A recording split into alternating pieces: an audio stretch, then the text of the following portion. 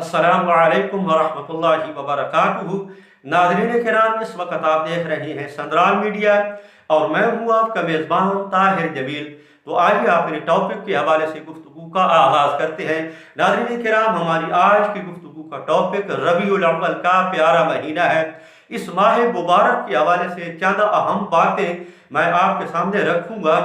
Video छोटी सी है, मुख्तसर सी गुफ्तगू है, आखिर तक देखें सुने, इंशाअल्लाह बहुत फ़ायदा होगा।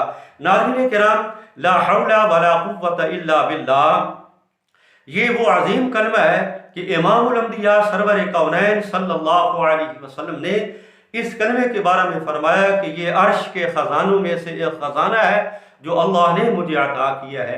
नाज़रीन किराम, अगर इस कलमे के तर्जमे और मफ़हूम को मद्देनज़र रखा जाए तो रोज़े रोशन की तरह ये बात निखर के सामने आ जाती है कि वाकई ये एक अजीम कलमा है। तो नाज़रीन, अब ज़रा इसके मफ़हूम पे गौर करें जी। इसका मफ़हूम मैं आपके सामने रखता हूँ। ला हौला वला कुव्वता इल्ला बिल्लाह, ऐ अल्लाह, मेरे अंदर इतनी पावर और ताकत नहीं है कि मैं अपने आप को तेरी नाफरमानी से बचा सकूं, और ऐ अल्लाह, मेरे अंदर इतनी पावर और ताकत नहीं है कि मैं अपने आप को नेकी के लिए खड़ा कर सकूं। इल्ला बिल्लाह, ऐ अल्लाह, बुराई से बचाने वाला भी तू है, बुराई से बचने की तौफीक तेरे ख़जानों से मिलती है, और अल्लाह नेकी की तौफीक भी तेरे ख़जानों से मिलती है। तो नाज़रीन किराम, इसी निस्बत से मेरे आका मदनी सल्लल्लाहु अलैहि वसल्लम ने हर नए चांद पर एक दुआ सिखाई है कि ये दुआ मांग के अल्लाह से खैर तलब करो, और इस चांद में अपने लिए अल्लाह से वो किरदार मांगो जो किरदार अल्लाह को बहुत पसंद है। तो नाज़रीन, आइए इस दुआ का एहतमाम करते हैं। पहले ही से ये दुआ सीख लेते हैं ताकि जब चांद तुलू हो तो इस दुआ का एहतमाम करना हमारे लिए इंतहाई आसान हो। सुने जी।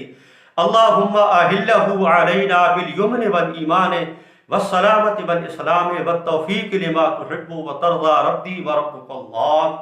नाज़रीन, मफ़हूम ये बनता है इस दुआ का, ऐ अल्लाह, इस चांद को हमारे लिए अमन वाला बनाकर तुलू फरमा, और ऐ अल्लाह, इस चांद को हमारे लिए सलामती वाला बनाकर तुलू फरमा, और ऐ अल्लाह, इस चांद में हमें वो किरदार नसीब फरमा, उन कामों की तौफीक अता फरमा जिन कामों की तू खुश होता है। आज सफ़र की 29 तारीख है। आज रबीउल अव्वल का चांद तलाश करेंगे, लेकिन 29 के चांस बहुत कम है। आइंदा कल बुध को मगरिब के वक़्त रबीउल अव्वल का चांद तलाशना नहीं पड़ेगा, बल्कि देखेंगे, क्योंकि 29 का चांद तलाश करना होता है, और फ़िज़ा अगर अबर आलूद न हो तो 30 का चांद तलाशना नहीं पड़ता, बल्कि सिर्फ़ और सिर्फ देखना होता है।